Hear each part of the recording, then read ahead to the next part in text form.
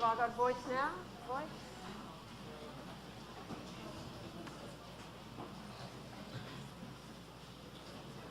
To the right. Testing, 1, 2, 3, testing, testing.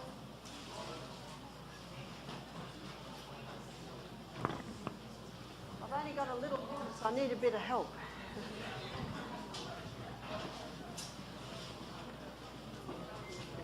Okay, testing 1, 2, 3, is that it? Have we got it?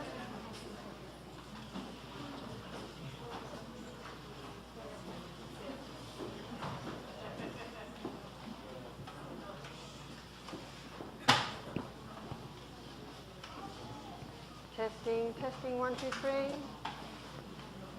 This afternoon in my lecture, I'm going to be touching a subject that is often the missing link. I have people come to me and they say, but Sister Barbara, I'm drinking all the water, I'm not taking anything that harms it, I'm going to bed early,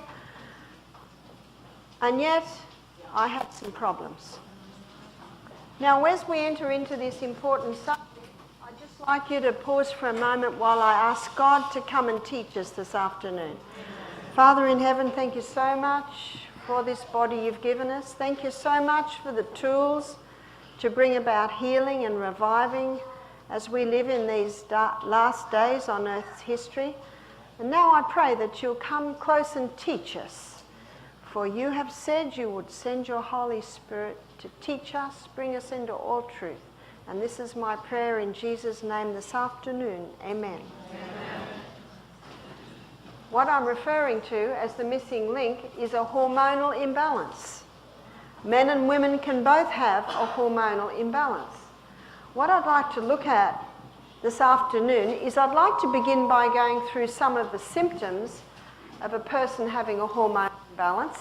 Then I'm going to show you how the balance is supposed to happen. And then I'm going to show you what throws the balance out. And then we're going to end by showing you how you can bring back the balance. And that is good news.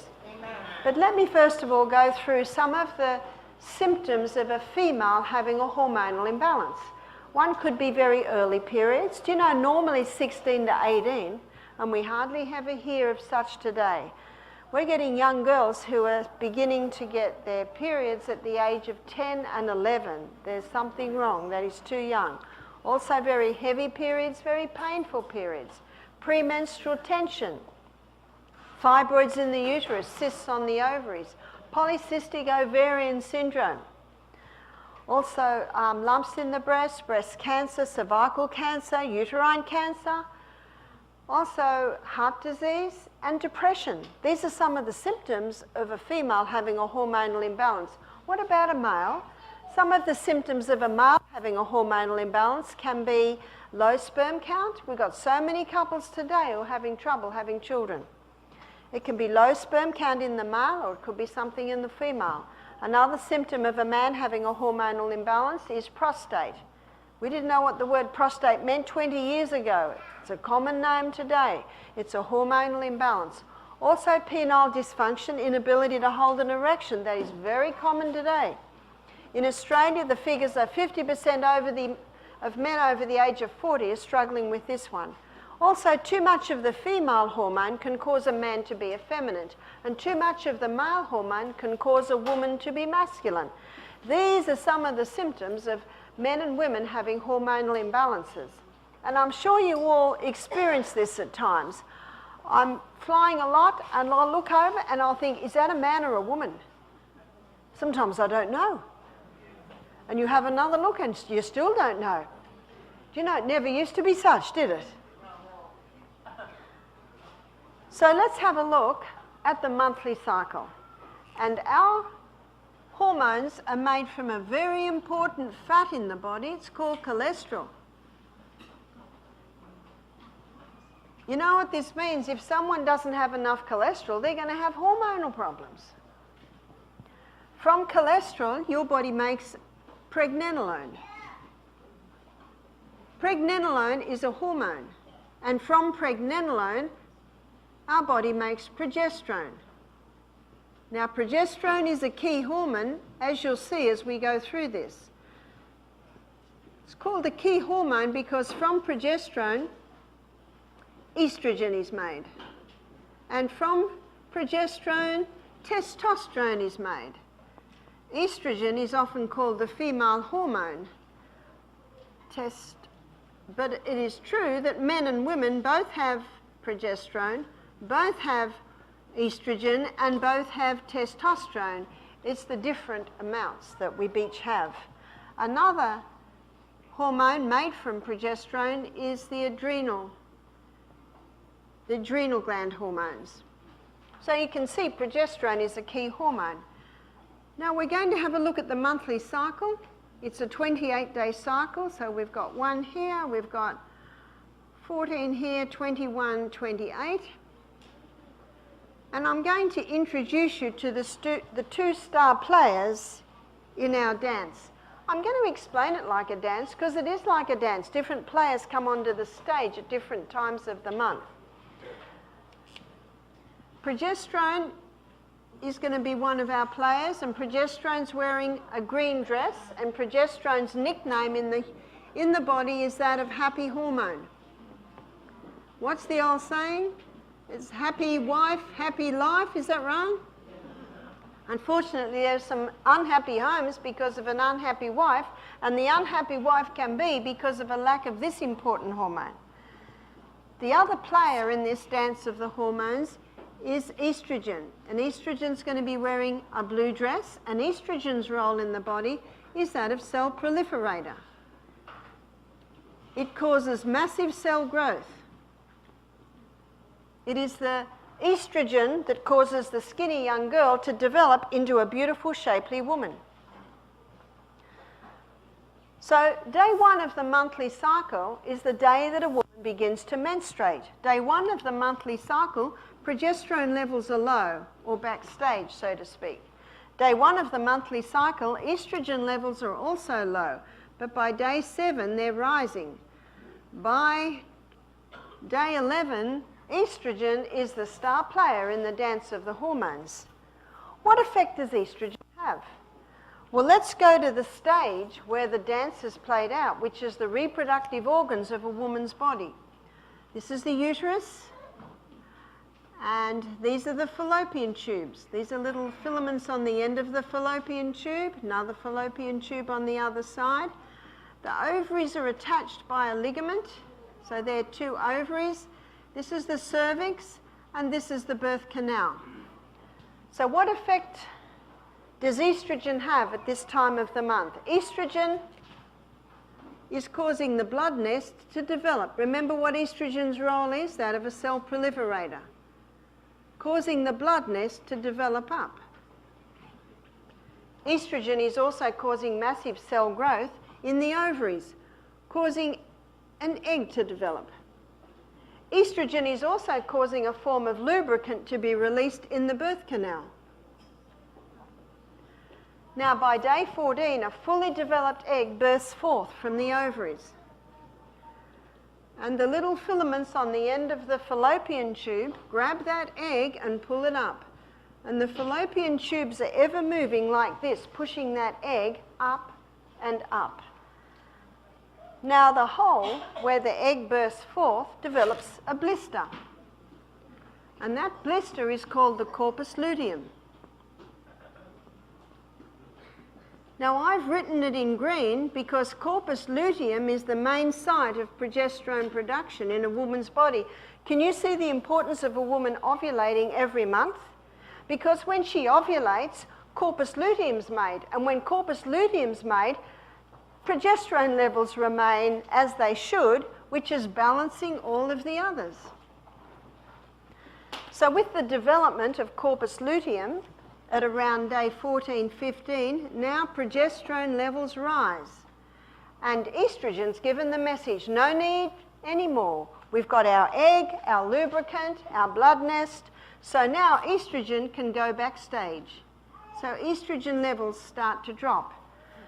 Now with progesterone as the main player in this dance of the hormones, what effect does progesterone have? Progesterone has a ripening effect on the lining of the uterus, putting on the finishing touches. I liken progesterone to the plasterers and the painters. doing the final touch on the blood nest. Progesterone, as happy hormone, heightens a woman's mood at this time of the month to the point of increasing her sexual desire at that time of the month. But progesterone has another effect, and that is on the cervix. Now this is the cervix here. I'm going to magnify it and show you what happens. Usually the cervix looks like this. 2 lips with a mucus plug. Under the effect of progesterone, those 2 lips come up a little tighter. The mucus plug goes, and a special form of lubricant is released around the cervix. And that lubricant is designed to facilitate the entry of sperm up into the uterus. Can you see the stages set for the entry of man? Did you know that between 200 and 500 million sperm are released with one ejaculation? The sperm is the smallest cell in the body. Now sometimes up to half of those come back out. And so we've got half left. And if the sperm meet this cervix here at the top, very difficult to gain entry. But if it meets this cervix, that lubricant literally grabs the sperm and shoots it up into the uterus. And it's got a long journey, long way to go. Do you know you can go into YouTube and look at a little cartoony type clip? It's just amazing of the journey. Just incredible. You can see why God made 2 to 500 million, because there's so many obstacles along the way. And some of them go right down the wrong road. There's no road map here. Some of them go down the right road, and aha, they've found their prize, which is the egg. I saw a photograph once of 15 sperm all trying to gain entry into the egg, but only one does. You know, as soon as one gets in, all the little openings shut and some chemicals are released to kill off any more. Just amazing. What science can tell us now, it can go deeper and deeper into the wonders of this creation that God has made. And isn't it a miracle that you and I are here? When you consider everything that has to be in place for the starting of a new human being. Did you know that within a few days, the DNA of the sperm and the DNA of the egg are splicing and connecting, and the first 2 cells are made? Did you know that DNA of a new human being is perfectly intact? Now, knowing that, when does life begin? Within days of conception.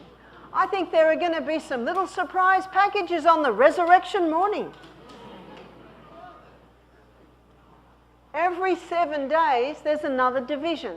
Now that gives time to get down into the lining of the uterus, where the fetus begins to develop. Did you know that at a certain time of the month, the epithelial cells that line the uterus, they just relax a little bit, and these little things like ocky straps, do you know ocky straps? They're like hooks with elastic.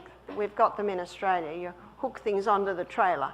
They shoot out and they grab into the tissues and pull that little fetus in there. Just incredible. And that's where the baby develops. So what happens in conception to the hormones? In conception, progesterone levels soar 200%. Don't we often say when a woman's pregnant, she's just blossoming? What if she's not just blossoming? What would that indicate? That she's lacking progesterone. Now there is one hormone, progesterone, but there are 3 estrogens. There is estrone. And estrone is called E1. There's estradiol, and estradiol is called E2. And there's estriol, and estriol is called E3. Now both estrone and estradiol have strong cell proliferator action, but estriol is the delicate estrogen. And in pregnancy, it is estriol levels that rise. What happens if there's no conception? If there's no conception, then by day 26, progesterone levels are dropping. If no conception happens, by day 26, estrogen levels are dropping. And when both of those levels drop, the message to the blood supply to the uterus is cut. And when that blood supply to the uterus is cut, then the blood nest comes away, and we are once again at day 1 of the monthly cycle. Do you know, I used to teach my children from a young age that mother has a blood nest. And if father puts a seed in there, a baby can grow. But if no seed goes in, the blood nest comes away. Do you know, it's a good way to start. But I had several home births, and on my 4th home birth, my 2 little elder children, they watched their little sister being born. That's the best education. And if a woman is trained through her labour to prepare for her birth, if she breathes through her contractions, there's no need for screaming. She follows it like the wind waves in the breeze, yeah? She just goes with her.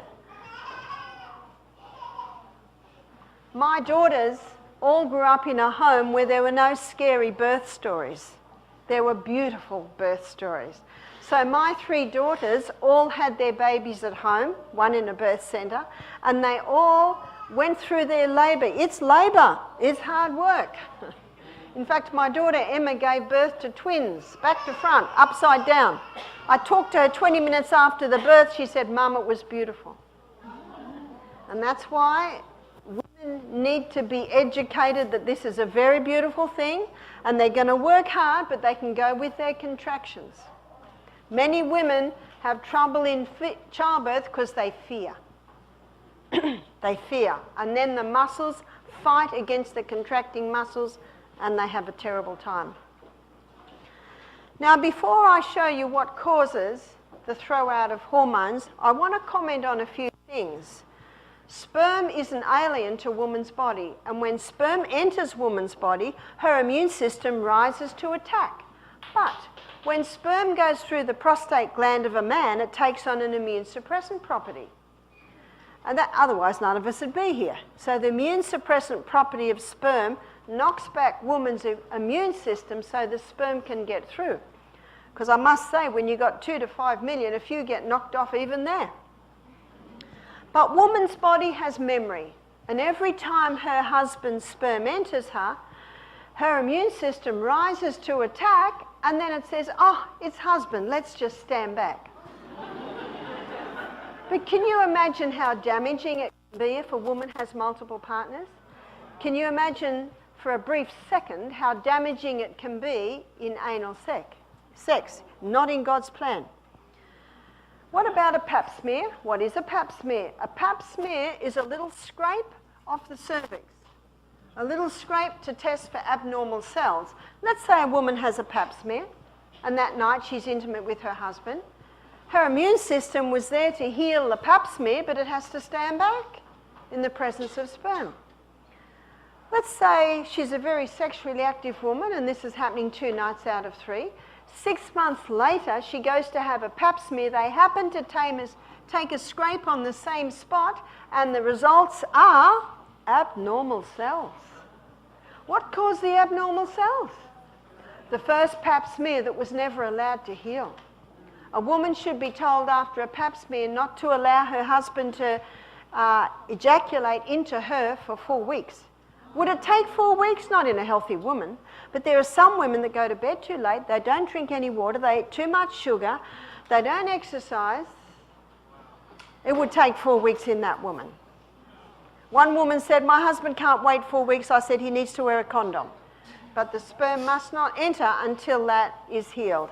So what is causing the imbalance? Because there's definitely an imbalance. Number 1, 1956, the first contraceptive pill was introduced to women. 1960s is called the sexual revolution. You see, women wanted to be able to have sex without having a baby, and so the pill was introduced. What is the pill? The pharmaceutical companies grow acres and acres of Mexican wild yam. Mexican wild yam contains a plant chemical called diosgenin.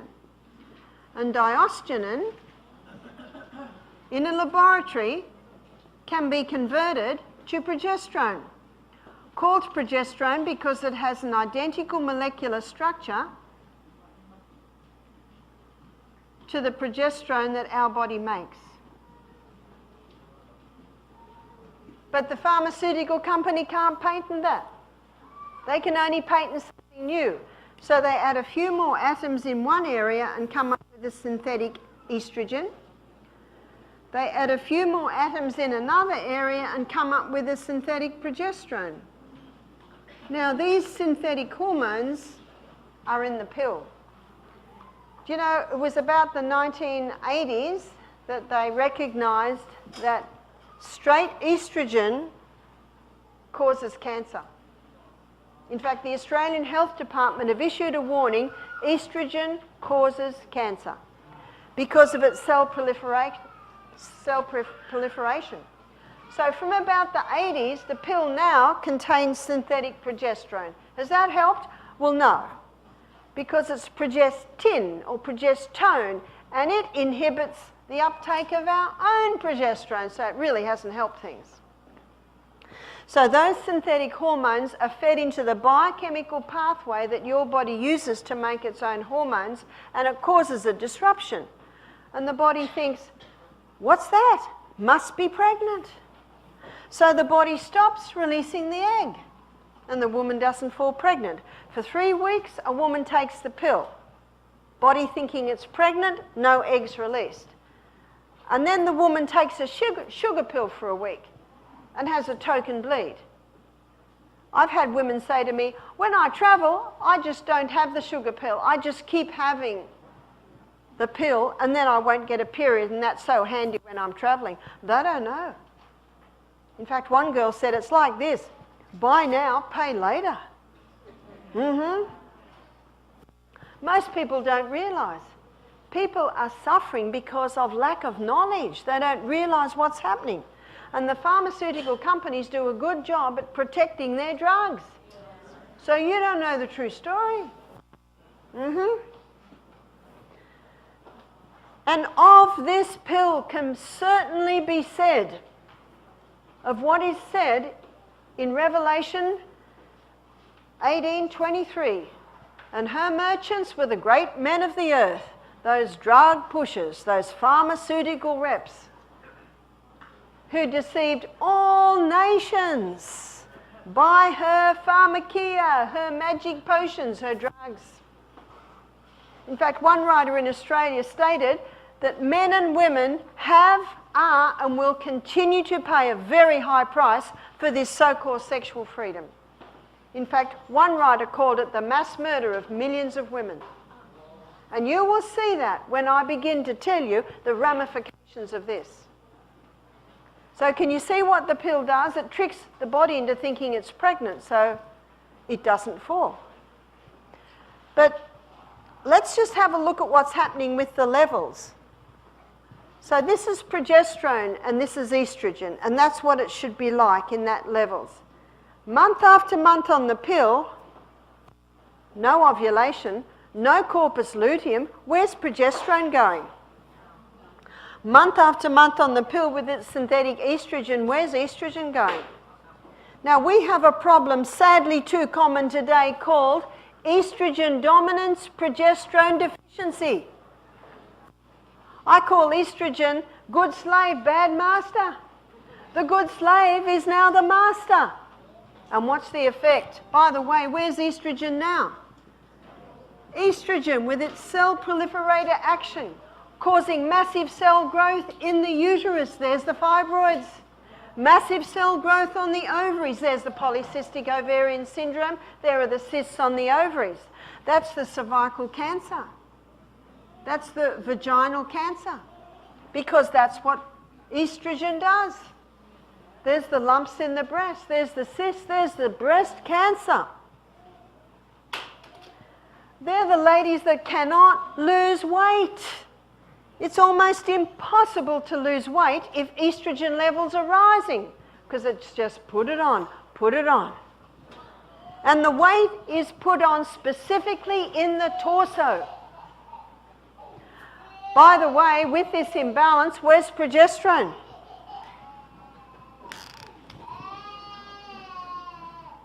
Way down there.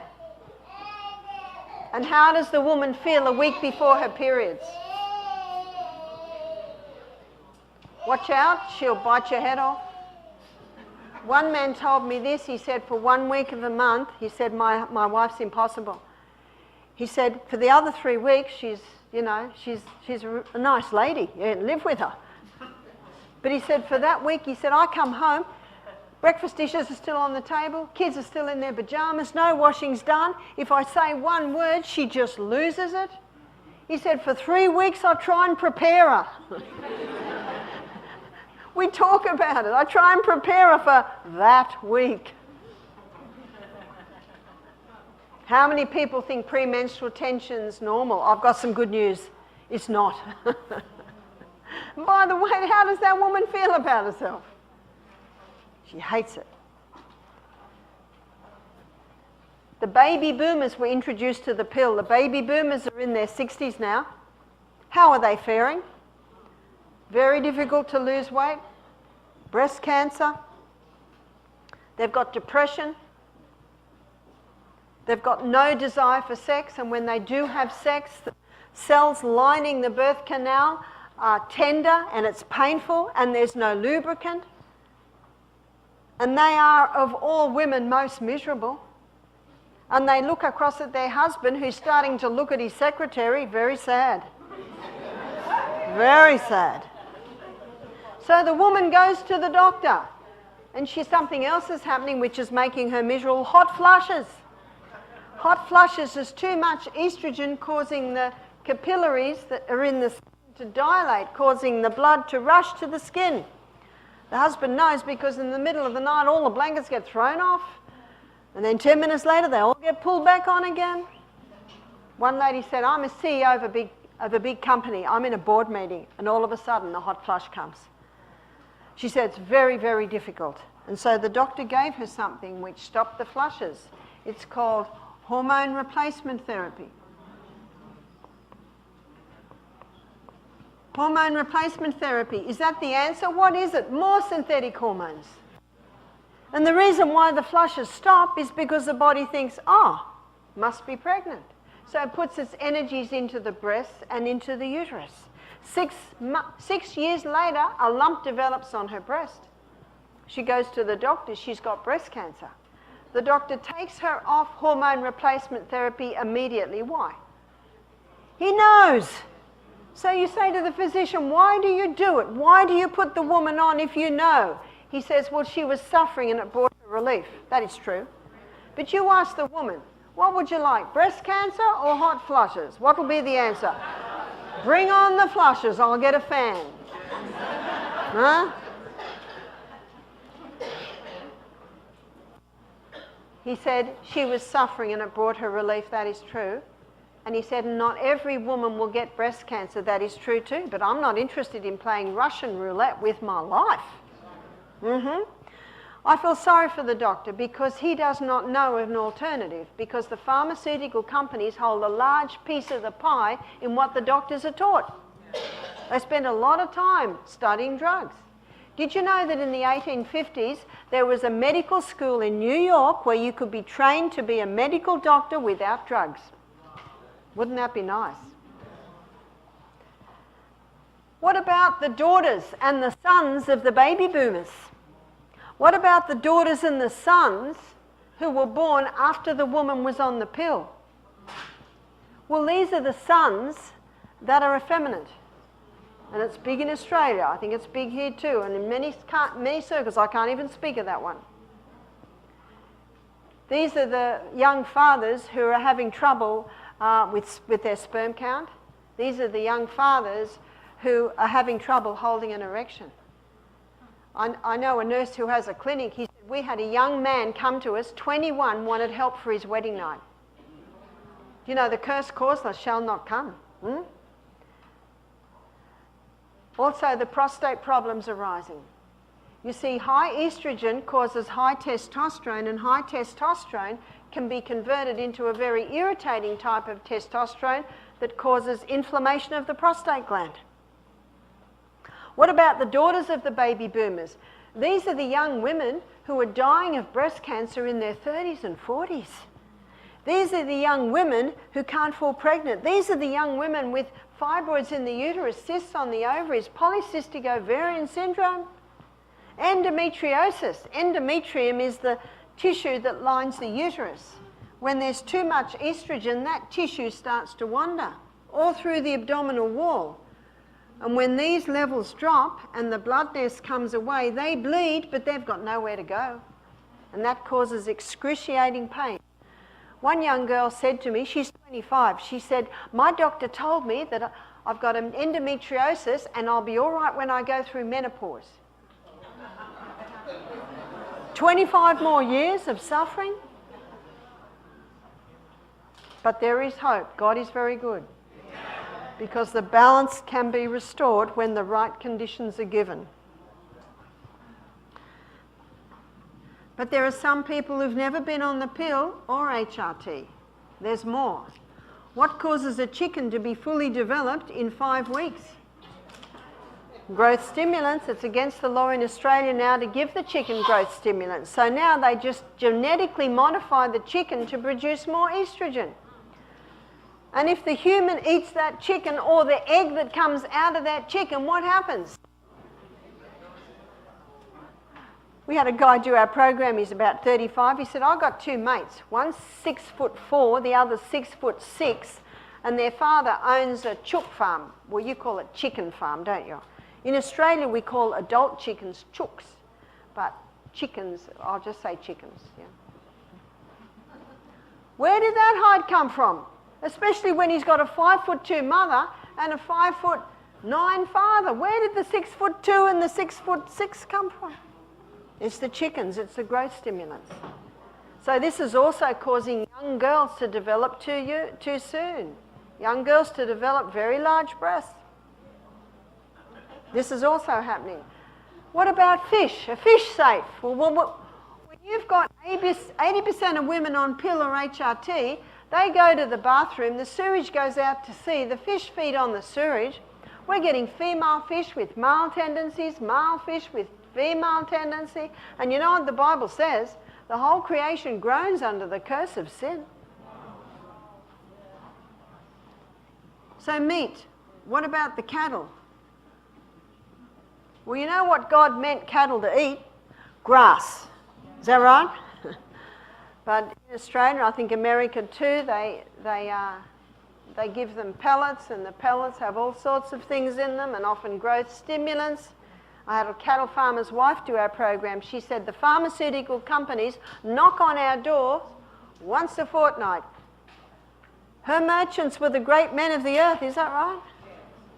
Pushing, selling this. She said, we were told if we stop at 5 months before market, it's not picked up in the blood test. You know, recently I was told, only 5 days now, and it's not picked up in the blood test. If it's in the meat, it's in the products. So those lentils are sounding more attractive, aren't they? We need the protein, but God gave us protein in the legumes, nuts and seeds. But I've met people who are vegetarian. They never been on the pill, so there's more. Plastics. When I was a little girl, everything seemed to come in paper, but today it all comes in plastic, is that right? Now, estrogen contains in its molecular structure a phenyl ring, and that phenyl ring is the key that unlocks the door to get it into the estrogen receptor site on the cell. Many plastics today have that phenyl ring. So the plastic, you know the plastic you can squeeze and it's soft? It has nonylphenol in it. And nonylphenol causes the plastic to be soft, or so you can squeeze it. You can get some plastic bottles that are hard. They don't have the nonylphenol in it. Another one is bisphenol A. And bisphenol A, often called BPA, that's what's lining many tins. So can you see what these plastics have? They have the phenyl ring. They're often called estrogen mimickers. Now, it's not the odd day we're thirsty and the plastic bottle of water's given you. It's not the odd day that happens. It's what you do every day, what you drink out of every day that determines it. And you can get some great little stainless steel bottles now. Make sure the kids have got the stainless steel bottles. Also, those hard plastics. One of the worst is pouring hot soup into a plastic takeaway container. So the heating of the plastic gives off more of those estrogen mimickers. They're often called xenoestrogen, meaning estrogen mimickers.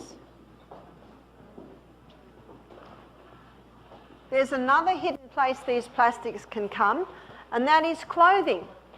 We should be wearing natural fibre. So the plastic fabrics are polyester, nylon and acrylic. And ladies, what are most bras made out of? Plastic, nylon, acrylic, polyester. Search out though, you can get some. I think there's one company called Fruit of the Loom. They sell a lot of natural fibre cottons. Also herbicides, insecticides, pesticides. That's why it's important to go organic. And also chemicals. Now there's a number 4 here, wheat. What has wheat got to do with this? Not again. In Australia, we grow lots of wheat. It's in the storage that the problem arises. So we've got the wheat in those big silos. You've got a cold, frosty morning and a hot, sunny day. Moisture builds up. And what's going to grow there now? Mould. And the mould commonly grown in wheat gives off a mould waste called zearalenone. And zearalenone has an estrogen effect. Let me give you a story to illustrate. In the 1980s, I think it was in Brazil, a lot of children were going through menopause at 5 years of age. Sorry, puberty. Menopause a bit early. Puberty at 5 years of age. And they traced it to an anabolic steroid that was given to the animals. An anabolic agent is a growth stimulant, and it was called Zearalol, and it was made from zearalenone, the mold waste. And they were pumping it into these animals because they thought, well, it's not a chemical, it's just, from a mold. And the women would eat the meat in pregnancy, and the babies that they gave birth to were going into puberty at about 5 years of age. Now they do test wheat in Australia and America for zearalenone, because it's zearalenone, it's a mold waste that has an estrogen effect. And by law, they can have a little bit in there, because if they didn't, no wheat would pass the test. And because Australia and America grow so much wheat, so much has to be stored, can you see that's where the problem arises? So how do we turn this around? By the way, these chemical xenoestrogens, they have the strong cell proliferator action that you'll see in estrone and estradiol. Before I show you how you can turn it around, I want to show you 3 different estrogens. These are 3 cells, and these are 3 estrogen receptor sites on the cell. Now, this estrogen is the xenoestrogen. That's the estrogen mimicker, and it is 20,000 times stronger than plant estrogen. It's big. So here is the human estrogen. What I meant to say is xenoestrogen is 20,000 times stronger than human. So how big is human? It just sits in the receptor site like that. But it is 20,000 times stronger than the plant estrogen. So how big is the plant estrogen? It's a little tiny thing that just slips in like that. Which is the one we most need to fear? Is it the plant? No. And plant estrogen, because it's a herb, Remember Psalm 104 verse 14? God made herbs for the service of man. The herb comes along and knocks. Excuse me, cell, do you need me? And cell says, no, we've got enough. And so the plant estrogen sits there and protects that receptor site from the xeno. Now these xenos, they've got the phenyl ring. They're just in there. There's no knocking. They're not gentlemen at all. So where would you find your plant estrogens? In your soy. Now the soybean grown in America today is called Roundup Ready. Why is it called Roundup Ready? It's been genetically modified to resist Roundup.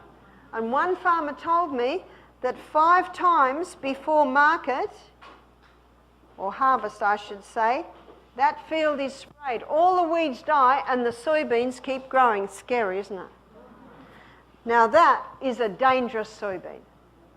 And that soybean will accelerate prostate cancer and breast cancer, but not because of the soybean's natural estrogens, but because of the xenoestrogens that are in that. Can you see that?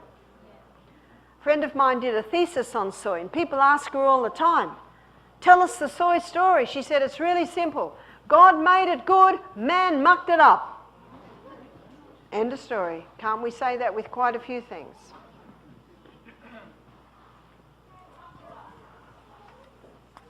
So how can we turn this around? Number 1, eliminate. If you don't turn the tap off, you're still going to be mopping up in the other corner. Stop the pill. Stop the HRT. So how are we going to stop having babies pop up everywhere? Well, God gave us signs. It's called natural birth control. So my daughter Jessica and her husband Matthew, they were married for 4 years before baby Amethyst appeared. How nice. You see, sex is 2-part and so should contraception be 2-part. The woman's role is to know when she's ovulating. And God gave her 3 signs. One sign is that her temperature will change. So what she does is she takes her temperature before she gets out of bed in the morning and she charts it.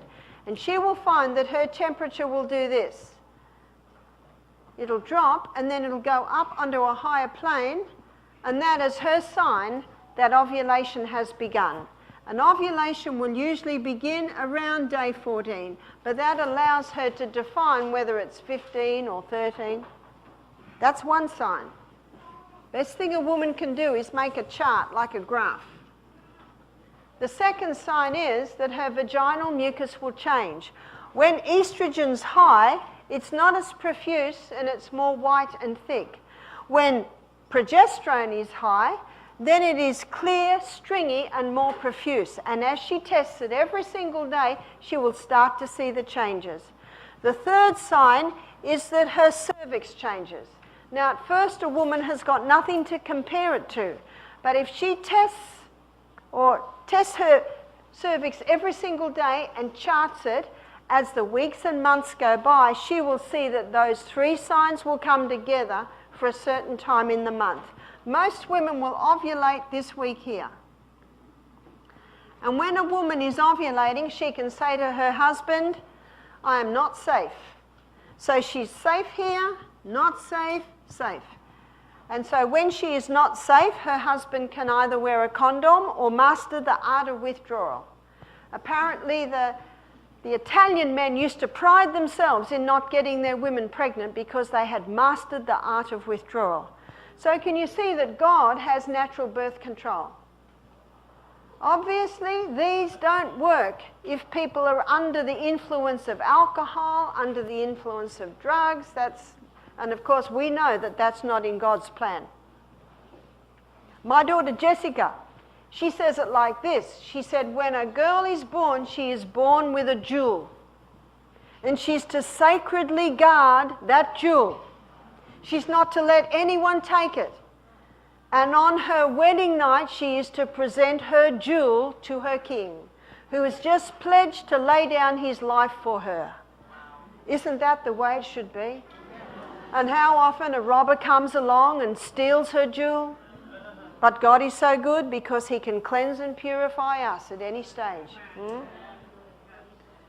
Because I do believe that it is the woman that puts the rules. The woman puts the reins on. She puts the restraint. And a woman can have a presence around her. We would have so many less problems if this is what young girls and young men were taught. So eliminate the pill and HRT. This list I'm giving you here, I've seen many women able to stop their HRT. Number 2, your liver has the ability to detoxify you from excess estrogen, and it does it down one of 2 pathways. So here's our liver. One pathway is the hydroxy 2 pathway, and the other pathway is the hydroxy 16 pathway. Now, if the liver takes the estrogen down the hydroxy 2 pathway, it's out. If the liver takes the estrogen down the hydroxy 16 pathway, it comes back in 100 times worse. So we don't want the 16. We'll call it highway 2 and highway 16. So I'm about to give you a list of foods and herbs that stimulate highway 2 and inhibit highway 16. The cabbage family. The cabbage family contain a plant chemical called indoles. And indoles encourage highway 2 and discourage highway 16. Just let me make one mention of the thyroid gland. High estrogen opposes thyroid function. So many women who are on the pill in their 20s, teens, now they're in their 50s and they have thyroid problems. Because high estrogen opposes thyroid function. And if a woman has an underactive thyroid gland, she should cook the cabbage family. Because the cabbage family contain goitrogens, and in its raw state, that inhibits thyroid function. So if a woman has an overactive thyroid, oh, she can eat the raw cabbages, because that will inhibit her overactive thyroid gland. So what also encourages highway 2 and discourages highway 16 is flaxseed. Flaxseed contains lignans. It's a good idea to grind up your flaxseed every morning to get your omega-3s and also your lignans. Also your B vitamins. So vitamin B6, B9 and B12. These are the 3 B vitamins that encourage highway, the little one, highway 2, and inhibit highway 16. The best source of your B vitamins is raw nuts and seeds. You can overdo your raw nuts. You should be having about 8 to 10 a meal. One lady said, oh, in our family, the 3-year-old has 3 and the 4-year-old has 4. I said, what does the 80-year-old have? He said, that doesn't really work there. If a person has a hormonal imbalance, then they should initially be taking a supplement. Also, licorice. If you've got high blood pressure, don't do this one. And I'm referring to the herb licorice. All of these things encourage highway 2, discourage highway 16. So the first point is turn the tap off. The second point is stimulate the liver to get rid of the excess estrogen. And the third point, boost progesterone. There is a cream called the Anna's Wild Yam Cream. And the Anna's Wild Yam Cream contains the plant chemical diosgenin.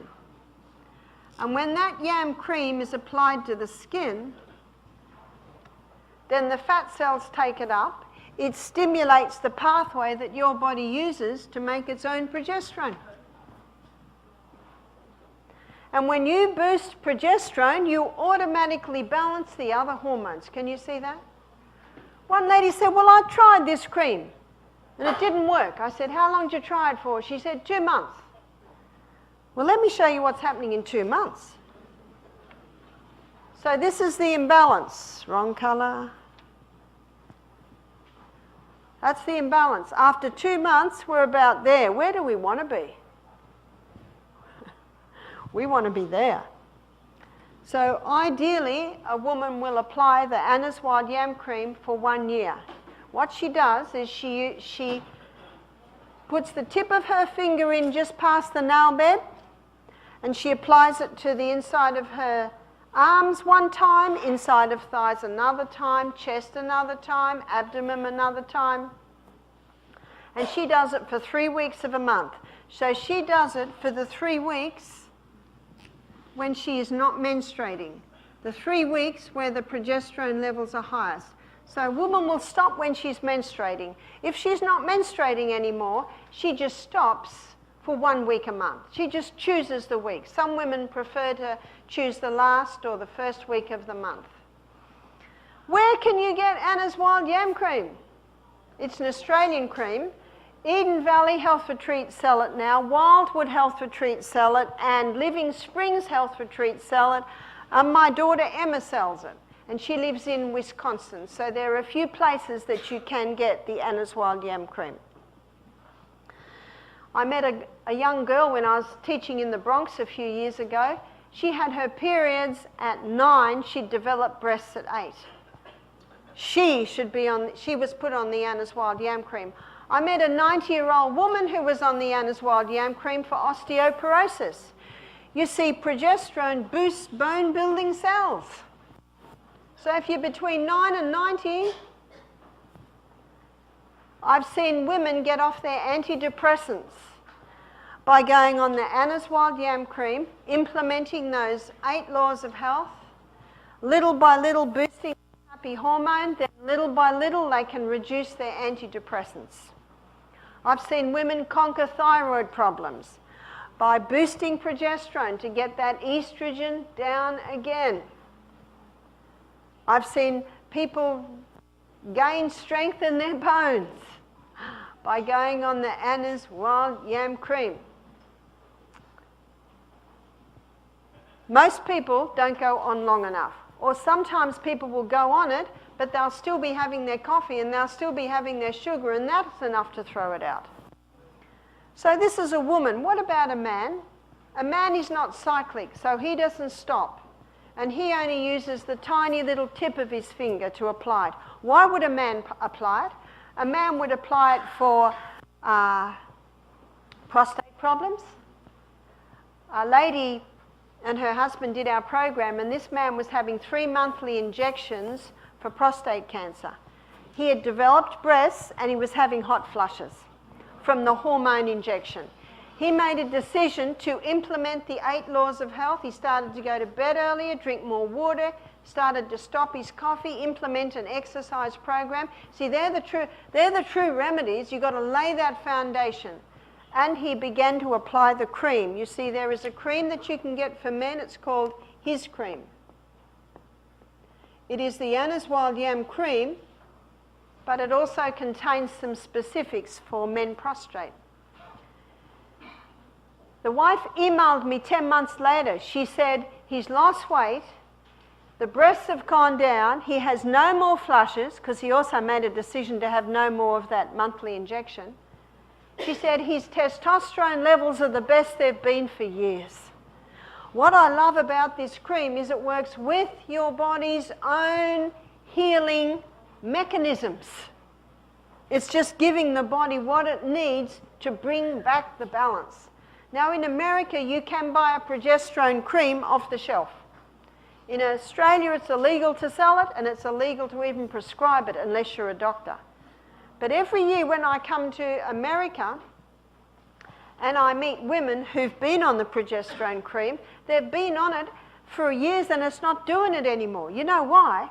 Because if you keep putting something into the body that the body makes, the body gets a little lazy. It basically says, oh, this is good, we don't have to make this anymore. But the beauty of the Anna's Wild Yam Cream is it stimulates the pathways in your body to make its own progesterone. Can you see why that's superior? Now let's look at the postmenopausal women. Many postmenopausal postmenopausal women are suffering. They're suffering because they can't lose weight. Well, once you get that estrogen down, and once you implement these 8 laws, and as we looked at this week, particularly stop that wheat. In fact, there's a whole book written on it, it's called Wheat Belly, because that's what it does. It dumps it on this area. And when estrogen's high, that's a double dump in that area. So the postmenopausal women, the Anna's Wild Yam Cream will help her lose weight. Little by little, it will revive her sex drive. But something else is becoming popular because so many menopausal women, they find it very difficult to be intimate with their husband because the cells are so tender, it's too painful, and there's no lubricant. So something else is happening. And this was developed in the Chinese dynasty to help the concubines be sexually active for their emperor.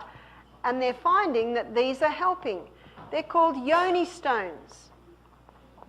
Now these yoni stones are made out of nephrite jade. They're the best. You'll find them on the web.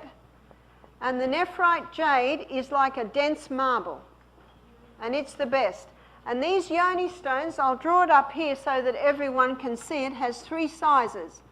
So that's one size, is about that size. They're like an egg, a marble egg. There's the next size, and then there's a slightly smaller size. Now these yoni stones have 2 holes in the bottom where a bit of dentifloss can be inserted. And these yoni stones are put into the birth canal until it touches the cervix. A woman will not even feel it's there. And what happens is her pelvic floor muscles tighten to hold it there. And what a woman can do is every half hour she can tighten her muscles around it. And what it does is little by little it strengthens a woman's pelvic girdle. And because her pelvic girdle gets strong, it's getting strong, pulling the blood supply there. The blood supply is feeding the lubricant glands, so the lubricant returns. And because the cells lining the birth canal are getting strong, they are no more tender. So this is how a woman will wear the stone. She wears the stone for 1 hour a day for the first week.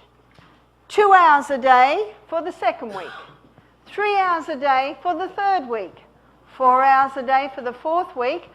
By the 5th week, she's wearing the largest yoni stone for 5 hours a day. She will continue wearing it for 5 hours a day for about 6 months. Now her pelvic floor muscles are strong and she can go to the smaller size. Middle size one. And then she will wear that for 5 hours a day for maybe 6 months. And then she can go to the smallest size.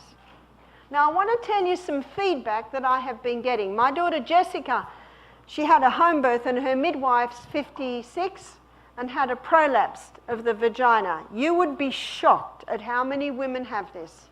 They're very embarrassed about it, so it's not spoken of much. But you talk to anyone who works in aged care, in some aged care facilities, up to 80% of the women have vaginal prolapses. I had 2 women come to me, both in their 50s, vaginal prolapses. So they had the operation, and because the muscles were not strong, the doctor had to use a mesh. Why does the doctor have to use a mesh? The muscles are not strong. You know, there are 800 court cases at the moment pending because of what that mesh has done. What's the problem? Is the problem the mesh? Is the problem the doctor? There's no muscles, they have to use the mesh. The only hope of better things is the education of people in the right principles, yeah? Teaching people how to keep their bodies strong so this doesn't even happen. So let me go back to Jessica's midwife who had a prolapse. The doctor said that he would remedy the problem by stitching her up using the mesh. Well, she didn't like the sound of that, so she Googled and she found the yoni stones. She ordered the yoni stones. She started to wear the larger one. 3 months later, she went back to the doctor. He said, "What have you done? There is no need for an operation. You see, it's just muscle. And muscle knows no age." Did you hear that? Whether you're 9 or 90, you can have strong muscles. And you see what these yoni stones do is they're just strengthening the pelvic girdle. Another young woman gave birth to twins. Both twins were 6 pounds. That's a lot of weight. After she gave birth to the babies, even 2 years later, if she coughed or laughed, she'd urinate. A little bit of urine. She seemed to have lost the ability to hold it. She heard about the yoni stones. After 3 months, she could cough, she could do anything, and she would not lose her urine. She'd strengthened the pelvic girdle. It's just muscle. It's just muscle. Just imagine if everyone knew this. So how do you strengthen your pelvic girdle? Little by little with the yoni stones. I had a woman in her 70s approach me last week. She said, Barbara, I got the yoni stones, but they just fall straight out. Is there any muscle there? None. She said, what'll I do? I said, rebound. When you rebound, every single muscle in the body gets strong. Every single muscle in the body gets strong. I said, I want you to rebound, and those muscles will start to come strong. Every time you jump, you see your muscles are going, every single muscle in the body. Strength comes by defying gravity. It's the only way. And rebounding is the most powerful gravity-defying exercise that there is, and it is so simple. Every single person can have it in their lounge room. Rain, hail, or shine, you can be doing it in your lounge room. And it doesn't take long. So that's what my advice to her was. I've had women in their 50s say to me, thank you so much, Sister Barbara. My husband is so happy. We can now have sexual relations and it doesn't hurt me anymore. I believe God meant for us to be enjoying sexual relationship with our husband and wife till our 80s. And there are so many couples that in their 50s, they're struggling now. In fact, another couple, the lady said to me, thank you so much. It's no more painful and there is lubricant. My husband's excited, and he's excited because he now has lead in his pencil. Because he went on the his.